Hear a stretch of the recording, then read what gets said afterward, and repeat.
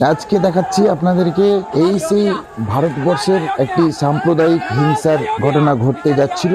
দেখিয়ে দিল আমাদের ভারতবাসী যারা, আমাদের দেখিয়ে দিল ইসলামের ইমানি শক্তি কিভাবে। সেই পুলিশ প্রশাসনকে জানাই অসংখ্য ধন্যবাদ, কারণ এটা কিন্তু ন্যায্য বিচার। নামাজ কিন্তু অশান্তির প্রতীক নয়, নামাজ কিন্তু শান্তির প্রতীক। যদি নামাজ কি জিনিস এনারা যদি বুঝতেন, তাহলে কিন্তু আজকে এইরকম ধরনের ঘটনা ইমাম সাহেবের সামনে ওনারা কিন্তু দেখাতে পারতেন না। ভারতবর্ষের রাজপথে নামাজ আদায় করে দেখিয়ে দিল ইসলামের ইমানি শক্তি। আল্লাহু আকবার। আপনারা যে যেখান থেকে দেখছেন সবাইকে আমার আন্তরিক শুভেচ্ছা এবং ভালোবাসা। আপনারা দেখতে থাকুন, আপনাদেরকে আজকে দেখাচ্ছি সে ভারতবর্ষের সেই রাজপথের ঘটনা আপনারা দেখছেন। দেখুন, এইরকম ধরনের অশান্তি প্রায় লাগাতে চাইছে কিছু হিন্দুত্ববাদী সংগঠনের সদস্য। এরা এক গোষ্ঠী, একমাত্র আল্লাহর ওসিলাই এবং একমাত্র আল্লাহর দোয়াই নামাজ আদায় করে দেখাচ্ছে। আপনারা দেখছেন সেই ইমাম সাহেব সামনে নামাজ পড়ার জন্য তিনি তাকবীর দিচ্ছেন। আপনারা দেখুন, পেছনে মুসাল্লিগণ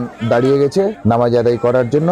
যারা আমার ভিডিওটা দেখছেন, যে যেখান থেকে দেখছেন, আপনারা বেশি বেশি করে শেয়ার করবেন এবং সারা বিশ্বের মানুষকে দেখার সুযোগ করে দিবেন। আপনারা দেখছেন, আমি আজকের ভিডিও খুবই গুরুত্বপূর্ণ আপনাদেরকে দেখাচ্ছি। দেখুন, এইরকম ধরনের ভিডিও যদি আমাদের প্রত্যেকটা মুসলিমের কাছে যদি পৌঁছে যায়, এটা আমাদের গর্বের বিষয়, এটা আমাদের অহংকার নয়। আমরা চাইছি যে আমরা শান্তি শৃঙ্খলা ভাবে নামাজ আদায় করব এবং ভারতবর্ষের ঐতিহ্য, ভারতবর্ষের সেই সম্প্রীতি বজায় রেখে আমরা ভারতবর্ষে বসবাস করব এবং হিন্দু, মুসলিম, শিখ, ইসাই সাথে সবাই আমরা ভাই ভাই হয়ে থাকবো, এই আশাটাই রাখছি আমরা। সবার শেষে আমি বলবো, হিন্দুরা এই ভিডিওটাকে ভালো করে দেখুক এবং জানার চেষ্টা করুক যে ধর্মটা কি জিনিস এবং ইসলাম কাকে বলে। এবং ভিডিওর শেষে আপনাদের কাছে অনুরোধ, আপনারা বেশি বেশি করে শেয়ার করেন, যাতে এই ভিডিওটা আমাদের সারা ভারতবর্ষে শুধু নয়, সারা বিশ্বের মানুষের কাছে পৌঁছে যায়। এই আকাঙ্ক্ষা এবং এই আশা রেখে আজকের ভিডিও, পরবর্তী ভিডিওতে আবার দেখা হবে। আপনারা ভালো থাকবেন।